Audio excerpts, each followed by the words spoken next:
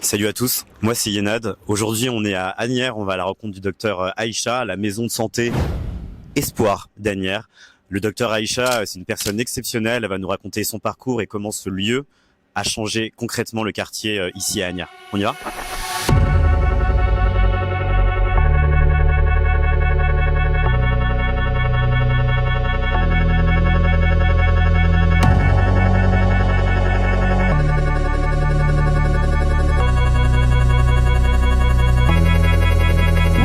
Bonjour. Ça va? Oui, toi? Tu te laisses venir?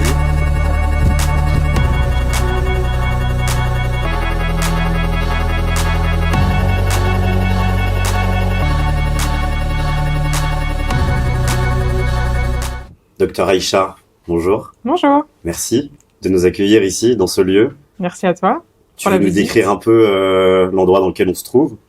Ouais, je peux le décrire. On est à la maison de santé Espoir d'Asnières. Donc, c'est un centre de santé pluriprofessionnel qui regroupe plusieurs professionnels de santé indépendants qui ont décidé de se mettre en commun pour travailler ensemble sur un même lieu autour d'un projet de santé commun.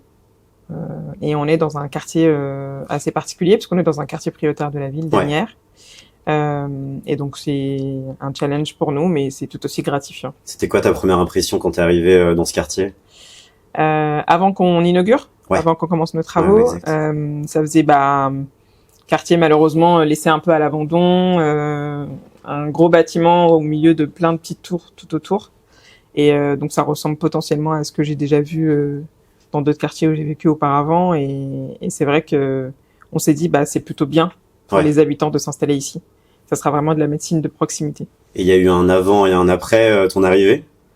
Alors mon arrivée, non, parce que je suis pas toute seule. Toi et ton équipe. C'est ça. Parce que je suis pas toute seule, mais effectivement, oui, il y a un avant-après avec un réel changement, une redynamisation du quartier et des patients et des familles qui sont tout simplement hyper contentes de pouvoir se faire soigner juste à côté de chez elles et surtout de manière adaptée et bienveillante. Donc tu as une grosse équipe avec toi, vous êtes 25, c'est ça ? Ouais. OK.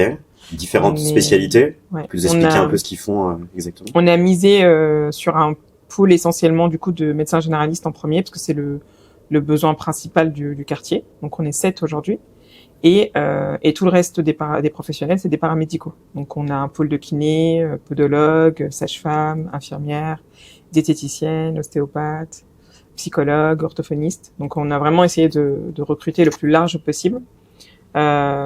Et le fait d'être sur un même site, en fait, dès que le patient a besoin de la kiné, de la podologue, en fait, c'est la porte d'à côté.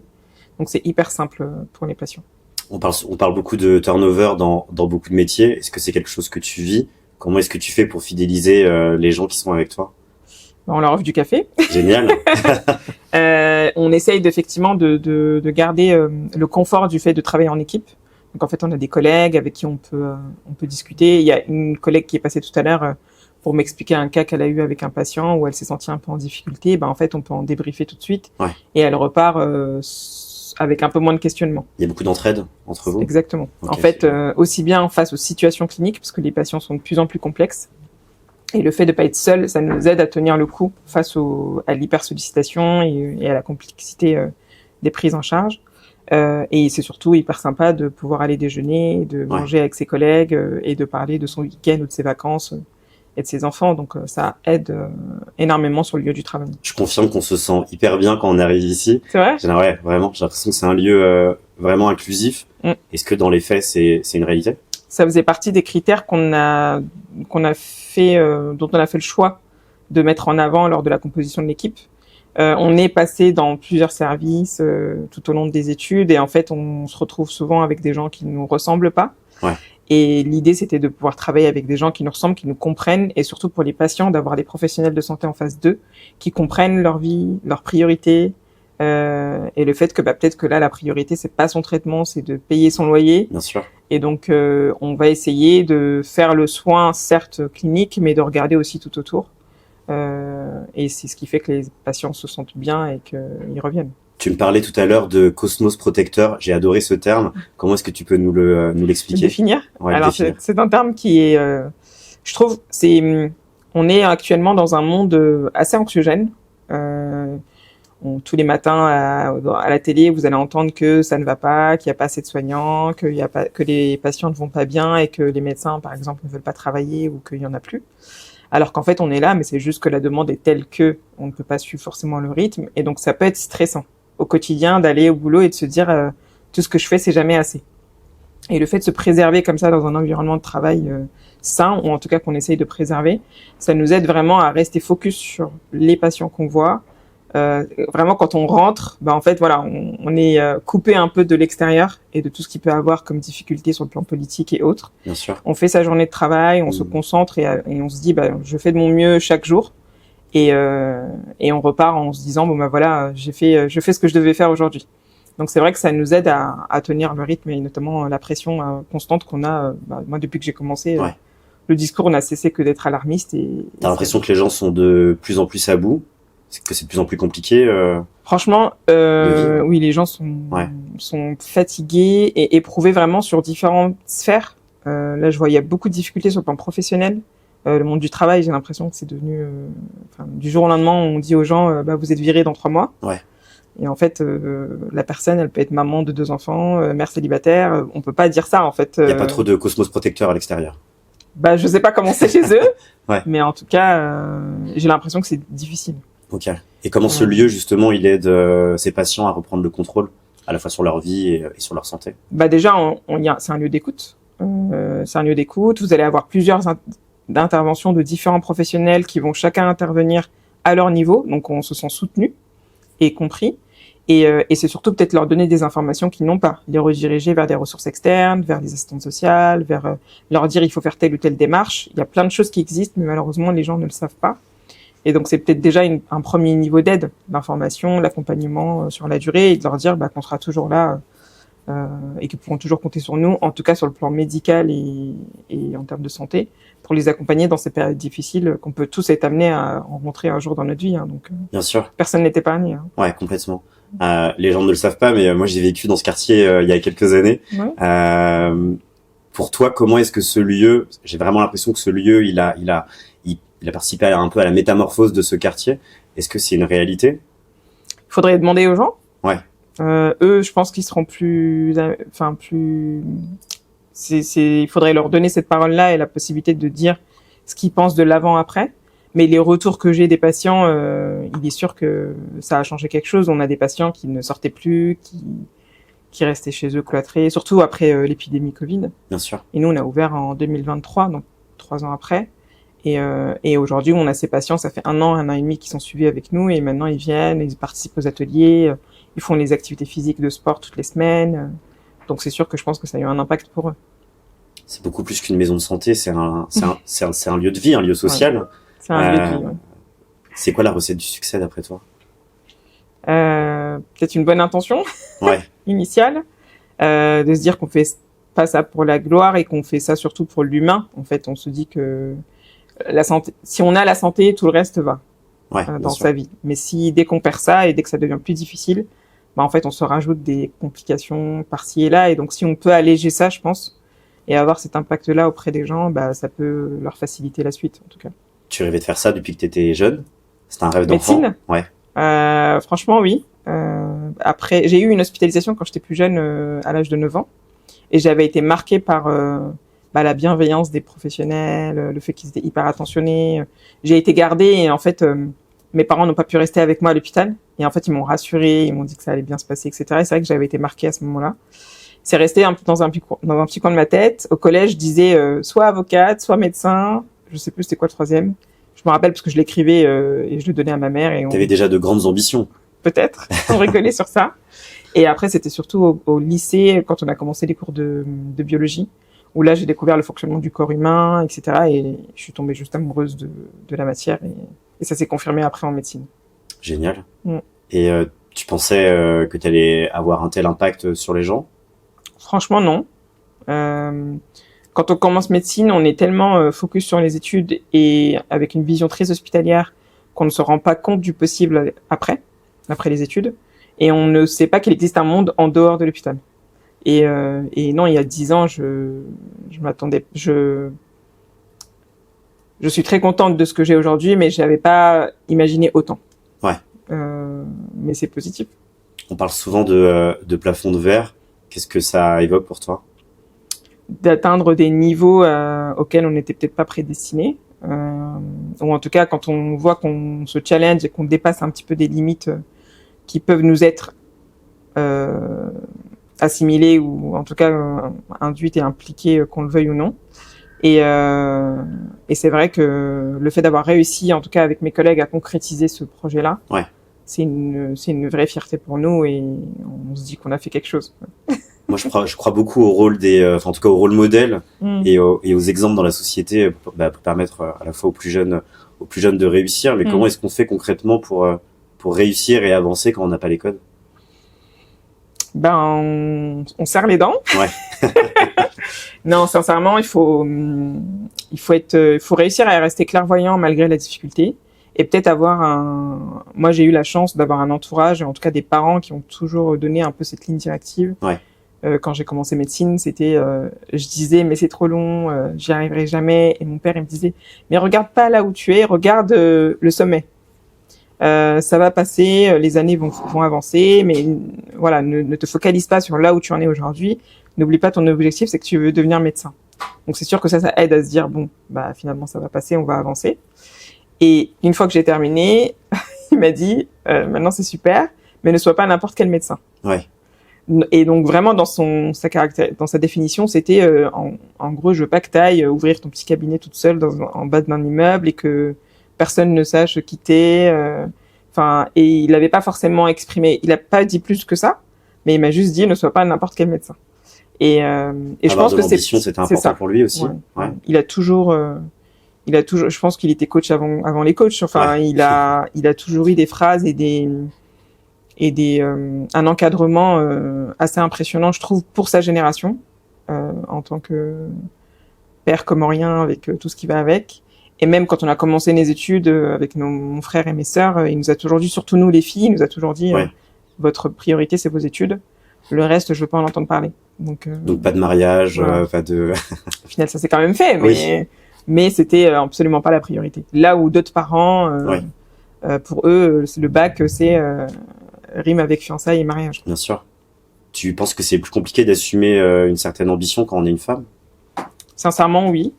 Et pas que, encore plus, je pense, dans notre culture, où ça n'a pas été le cas chez nous, mais je pense que pour certaines, c'est faut pas faire trop de bruit, faut rester discrète, et puis voilà, demain tu te maries, un homme viendra se marier avec toi, tu auras des enfants, et puis ça sera très bien. Là où aujourd'hui je me dis en fait moi je suis très contente d'être là où je suis aujourd'hui, de pouvoir bosser, de gérer la structure, de voir d'autres projets aussi, parce qu'on aurait pu aussi me dire maintenant c'est bon, reste tranquille. Ouais. Et en fait les opportunités elles continuent, donc j'écoute, je reste assez ouverte à ce qui vient, et si ça me plaît j'y vais, et si ça me plaît pas j'arrête, mais j'essaie de toujours me dire est-ce que c'est vraiment ce que je veux ou pas. Bien sûr. Et que je sois alignée avec mes choix et que ça soit pas les choix d'autrui. Parce que ça aussi, c'est pas forcément bien. De faire les choses juste parce qu'on a envie que tu le fasses. À un moment donné, ça casse aussi. Et donc l'idée, c'est toujours se questionner, est-ce que c'est vraiment ce que moi j'ai envie de faire? Ou est-ce que je le fais parce que mon père ou ma mère veut ou quelqu'un d'autre veut que ce soit comme ça? T'as toujours été aligné avec tes actions? Pas toujours. Qu'est-ce que t'as fait quand tu t'es rendu compte que tu l'étais plus vraiment? J'ai fait une pause.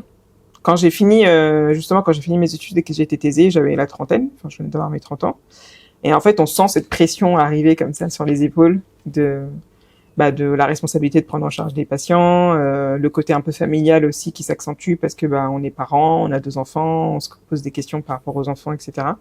Et puis il y a toujours les parents et autres, donc un peu beaucoup de responsabilités de partout. Et du coup, j'ai commencé un peu à bosser, mais sans trop c'était juste les jours passaient et sans trop d'objectifs, sans trop de visibilité. Et je me suis dit, mais en fait, si je continue comme ça, je vais pas tenir longtemps. Et c'est là où la question du lieu de travail s'est posée, d'avoir cet environnement qui correspond à la manière dont moi je veux travailler s'est posée. Et du coup, ça m'a permis d'arriver à un projet aujourd'hui qui me convient. Et je sais que quand je viens bosser, je suis contente, en fait. Bien sûr. Parce que je viens de travailler dans un lieu que j'ai imaginé, entre guillemets, et je travaille comme moi j'ai envie de travailler. Ton père, il vient de la Grande Île. Mm-hmm. Ta mère aussi? Tout à fait. C'est quoi ton rapport avec tes origines? Avec les Comores? Avec les Comores. Un rapport particulier parce que moi je suis née en Arabie Saoudite, donc rien à voir. Et on y a grandi jusqu'à nos 10 ans, parce que mon père faisait ses études là-bas, et quand il s'est marié avec ma mère, ils y sont allés. Et on est venu en France justement pour les études. Et après, depuis 2000, on est ici. Et donc, on n'est pas allé très souvent aux Comores, quelques fois avant mes 18 ans. Et la dernière fois, c'était en 2018, avec mon premier garçon. Et c'est vrai que j'aime beaucoup la culture comorienne, mais on va dire que j'ai une culture qui est plutôt multiple. Bien sûr. Avec des influences aussi bien arabes que comoriennes par la maison, la langue, la culture culinaire, mais aussi française finalement, puisque de mes 10 ans à aujourd'hui, je suis ici. Et c'est ce qui fait que du coup, je pense aussi ma spécificité, c'est que du coup, je passe un peu partout, notamment auprès des patients, parce que du coup, chacun va pouvoir identifier quelque chose chez moi, aussi bien chez les Africains que chez les autres. Et ça, c'est assez sympa. Tu penses que ça fait de toi un meilleur médecin? C'est sûr que le fait de pouvoir avoir des points d'accroche et des discussions communes, ça aide énormément à débloquer des questions sur le soin. Ouais. Il y a vraiment ce côté où ils se sentent à l'aise. Et ce qui n'est peut-être pas le cas chez toutes et tous. Mais là, au moins, pour un médecin de famille qui suit les gens, c'est appréciable. Il y a beaucoup de diversité. Il y a beaucoup de diversité chez tes patients. J'ai l'impression que les gens ils viennent de partout et que c'est une vraie force. C'est quoi ton rapport avec ça? C'est effectivement les patients viennent d'un peu de partout et c'est ce qui est bien, c'est que finalement, peu importe son origine et le lieu dont on vient, en fait, ils se sentent bien. Bien sûr. Et on fait pas de distinction. Et c'est ça qui est agréable.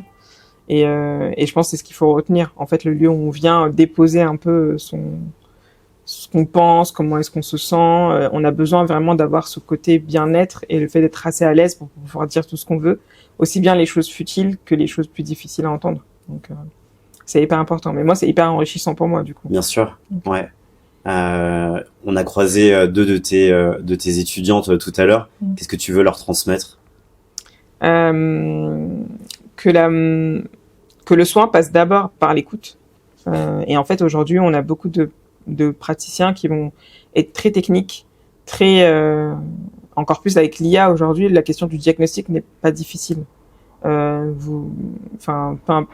Toute personne peut prendre comme ça n'importe quelle IA et dire j'ai ça, j'ai mal à tel endroit, et il va vous dire vous avez probablement ça.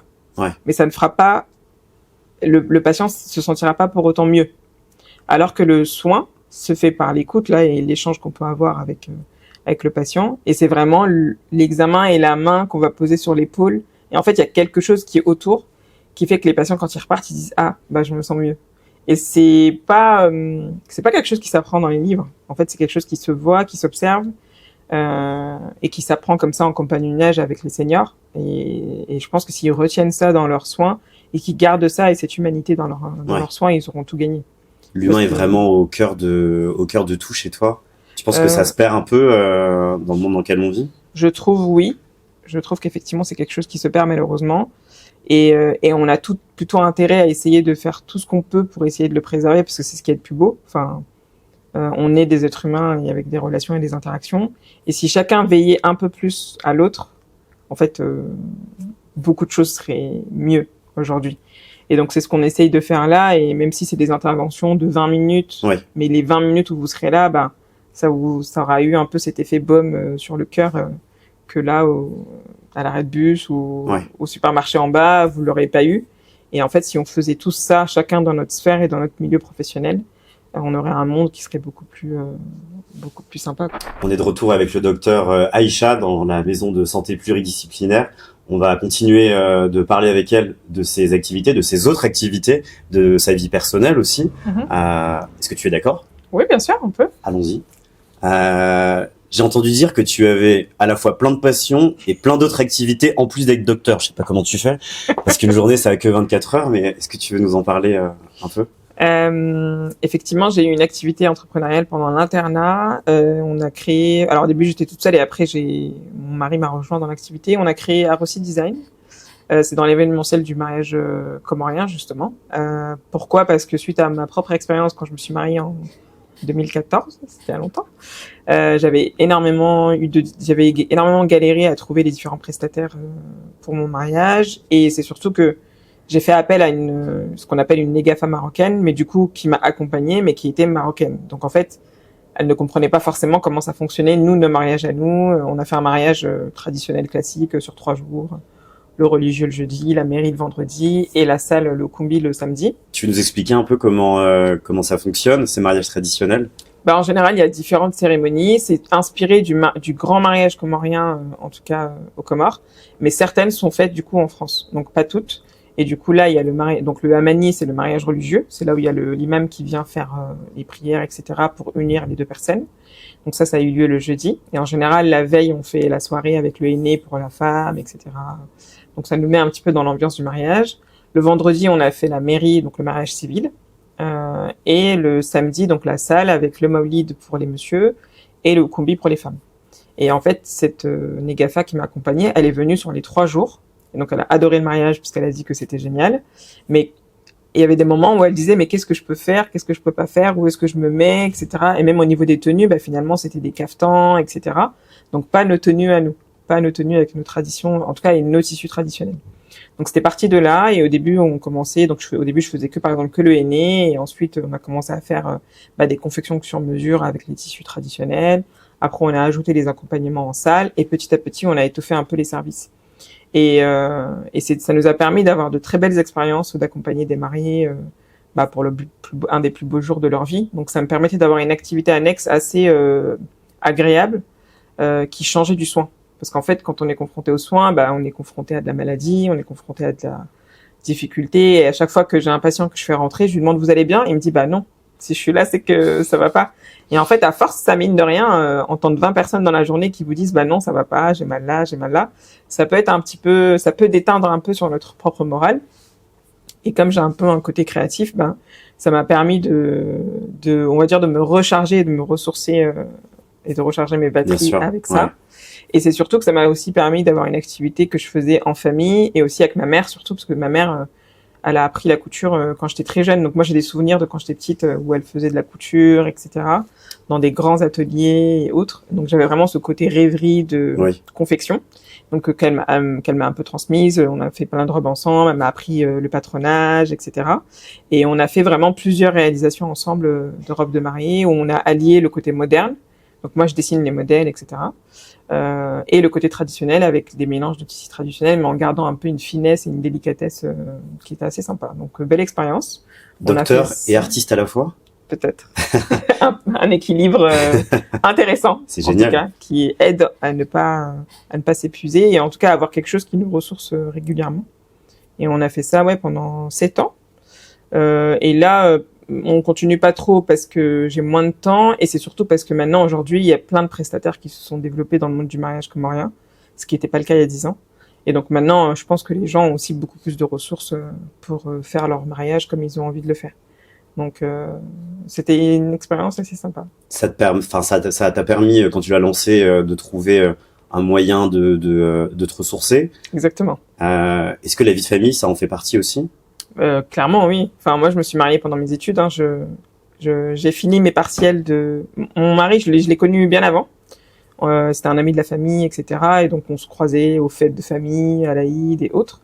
Mais quand il m'a demandé, il sera pas très content, mais quand il a demandé ma main après ma première année, on n'a pas forcément, j'ai pas donné de réponse parce que j'avais 19 ans et que je savais pas trop ce que je voulais faire, quoi. Donc alors attends, il s'est mis à genoux et t'a dit je sais pas.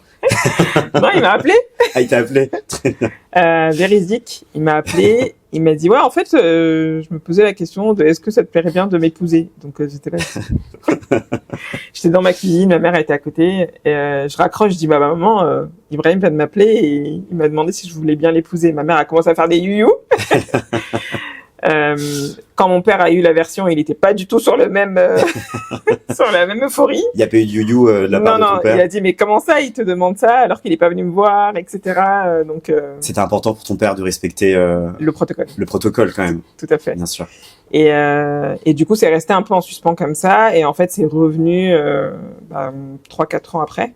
Et du coup, j'ai fini mes partiels de 3e année et je me mariais la semaine d'après. Donc vraiment le schéma de je dis au revoir à mes collègues de promo et je dis vas-y, moi je me marie la semaine prochaine. Donc quand on s'est mariés, du coup j'étais encore étudiante, encore externe Et en fait, le fait d'avoir un partenaire de vie aussitôt dans ce parcours-là, ça a été une ressource incroyable parce qu'en fait, c'est des études qui sont quand même assez difficiles. Comment t'as fait pour allier à la fois la vie de famille et les études de médecine qui sont quand même intenses? Bah, on a un entourage qui est quand même assez présent et assez soutenant. Déjà, faut se dire que quand on s'est marié et quand on a eu les enfants, il y a eu 3 ans. Et souvent, chez nous, dès que vous vous mariez, on compte 9 mois et on regarde si vous êtes enceinte ou pas. Et bon, c'était pas le cas parce que j'allais passer mon concours. Et donc, on a commencé à avoir des petites réflexions de qu'est-ce que vous attendez, etc. Et en fait, nous, c'était pas du tout adapté, c'était pas du tout le bon moment. Et ça, parfois, les gens ont du mal à le comprendre. Mais on était assez au clair, nous deux, par rapport à ça. Donc, on était assez synchro par rapport à ça. Et quand j'ai eu mes garçons pendant l'internat, en fait, les premières gardes, etc., je ramenais mon premier chez ma mère, mes sœurs, elles le gardaient. Enfin, ils nous ont vraiment beaucoup aidés pour tenir le coup. Et en fait, on est un binôme. Donc, on est une équipe et un coup, c'est lui qui va gérer, un coup, c'est moi. Et on avance ensemble comme ça depuis 10 ans, quoi. C'est génial. Bravo, félicitations. Ouais. Et je pense qu'il a jamais été parce que tous les 4 matins je me lève avec une idée, je pense que tu l'as compris. Ouais. Et en fait, je pense que il voit que j'aime ça et donc le fait il se dit en fait si ça lui permet d'être bien dans sa peau et d'être épanoui, du coup elle est bien aussi à la maison, donc forcément ça se voit à la maison. Et je pense qu'il préfère ça plutôt que une femme qui sourit pas et qui est hyper aigrie parce qu'elle est frustrée de pas pouvoir faire ce qu'elle a envie de faire. Je suis bien placé pour savoir que c'est très compliqué d'évoluer dans des environnements dans lesquels on n'a pas forcément les codes. On a parfois ce syndrome un peu de l'imposteur. J'imagine que tu l'as aussi vécu. Est-ce que tu peux nous en parler? C'est vrai que c'est pas évident quand on évolue dans un milieu où on n'a pas les codes, on n'a pas en fait tout le background qu'il faut pour pouvoir faire les bonnes choses au bon moment. Et ça peut être effectivement plus énergivore d'évoluer et d'avancer. Et en fait, à un moment donné, je me suis dit que j'allais choisir mes combats et que j'allais pas forcément forcer pour évoluer dans ma carrière universitaire. Parce que ce que j'avais appris, c'était déjà très bien. Et ce que j'avais pu transmettre, c'était déjà très bien. Et qu'en fait, je voulais plutôt concentrer mes forces plutôt sur le plan territorial et continuer à avoir de l'impact, mais qui est plus visible plutôt que sur le côté, on va dire, de titre et scientifique, quoi. Donc, le fait de montrer ce qu'on fait et notre parcours aux plus jeunes et en l'expliquant comme ça, en l'exposant, en tout cas en le montrant, ça permet aussi de montrer potentiellement la voie à d'autres. Et peut-être que nous, on leur donnera du coup des petites ressources supplémentaires pour qu'eux aillent encore plus loin, en tout cas s'ils en ont envie. Et je pense que c'est comme ça que petit à petit, on va faire évoluer les générations futures. Donc, je pense que le docteur Aïcha va inspirer de nombreux jeunes qui vont nous regarder grâce à cette vidéo. Est-ce que tu as un dernier conseil à leur donner? Je leur dirais que c'est important de foncer et de garder un peu ses rêves en tête et de ne pas les négliger ou en tout cas de se limiter. Et j'insisterai surtout sur les femmes, en tout cas sur les jeunes filles, parce qu'elles peuvent se dire non mais c'est trop ambitieux ou je ferai pas ci ou ça ne marchera pas. Elles vont avoir beaucoup plus de doutes par rapport à leur choix. Et en fait, faut pas se prendre la tête. La vie, elle est faite d'expériences, donc c'est pas grave. Vaut mieux tenter. Et puis, si ça marche, tant mieux. Si ça marche pas, tant pis. On aura quand même gagné quelque chose avec l'expérience. Et en fait, on a toute une vie pour faire plein de choses. Donc, au contraire, vaut mieux faire des choses plutôt que ne rien faire. Et moi, j'aime pas du tout le côté immobilisme. Enfin, je préfère tenter et retirer un peu les enseignements de ce que j'ai fait plutôt que de rester statique. Donc foncez vraiment et comme ça, il y a pas de regret. Je trouve que c'est une bonne conclusion. Tu veux rajouter quelque chose? Non, moi ça me va. Est-ce que toi tu veux rajouter quelque chose? Moi ça me va aussi. Je suis hyper content de t'avoir rencontré. Je suis hyper content de l'avoir rencontré. Je pense que t'es un vrai exemple. Et merci de nous avoir accordé ce temps. De rien. À la prochaine. Bonjour. Bonjour. Votre prénom? Noémie. Noémie, ça fait combien de temps que vous travaillez ici, Noémie? Bientôt 1 an le 30 décembre. Ok. Et qu'est-ce que vous faites exactement? Je suis secrétaire médicale, j'exerce une formation en alternance. Ça marche. Et comment vous avez rencontré le docteur Aïcha? C'est via une collègue qui m'a dit qu'il recrutait ici. J'ai déposé mon CV. Ok. Et j'ai fait. J'ai rencontré plein de patients qui me disaient que ce lieu, il avait vraiment changé et dynamisé le quartier. C'est ça. Vous partagez cet avis aussi? Alors moi, j'ai pas connu le lieu avant celui-là, mais au vu des avis des patients, c'est vrai qu'ils sont très très très contents qu'on installe une maison de santé ici. Et ils sont contents qu'il y ait plein de médecins, qu'il y ait plein de praticiens. Ouais, les gens ont l'air heureux. C'est ça. Bon bah génial. Merci beaucoup.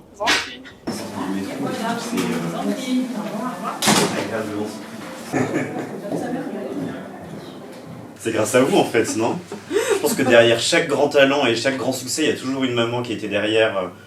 Pour Aïcha, quand elle était petite, elle était toujours une petite fille très courageuse, généreuse, qui aimait toujours aider les gens. Elle était toujours là à regarder, à prendre soin aux autres. Même dans la famille, c'était la maman de ses petits frères et sœurs. Elle s'occupait d'eux, elle faisait tout ce qu'elle fallait faire. Donc c'est une jeune fille qui était toujours motivée dans sa vie. Voilà. Ça fait que je suis très heureuse aujourd'hui d'avoir une fille qui a réussi sa vie et qui a tout donné pour arriver à ce stade-là. Et je suis très fière. Je suis très fière d'être la maman d'Aïcha. Et aujourd'hui, toute la famille presque sont là derrière elle, de l'encourager et de l'accompagner dans toutes ses démarches. C'est la fierté d'être une maman, la maman de docteur. C'est une fierté pour moi dans la communauté, tout simplement. Tu veux que je dise ça? Je suis contente d'entendre ma mère dire ça. Ça me touche. Tu l'avais jamais entendu? Si. Elle me l'a déjà dit qu'elle Ouais. était fière de moi. Et des fois, je me dis, ils ont toujours été là et maman, elle a toujours dit. Des fois, elle le dit pas forcément tout de suite. Je vais revenir d'une intervention ou d'un congrès ou autre et je vais lui dire, tu sais, j'ai présenté ci, j'ai présenté ça. Elle va me dire, bah, je suis fière de toi, ma fille. Et je vais dire, ah bon, c'est vrai? Mais c'est vrai qu'elle a toujours été derrière moi et elle m'a jamais dit, non, c'est bon, arrête, parce que je pense qu'elle voit que ça me fait du bien. Donc, elle a jamais eu le discours de dire, c'est bon, maintenant, tiens-toi en place. Ouais. Ça suffit. Donc, ça a toujours été, bah écoute, vas-y, si t'as envie, tente. Bismillah, il faut y aller. Et c'est vrai que c'est appréciable, parce que du coup, ça me donne encore plus le courage et la motivation d'y aller. Si je me dis, bon, bah s'ils sont d'accord et s'ils sont soutenants, bah je vais tenter. Et qu'ils seront toujours derrière moi. Donc, je suis contente pour ça. Moi aussi. Toi aussi, on est content pour ça. Magnifique. Merci beaucoup.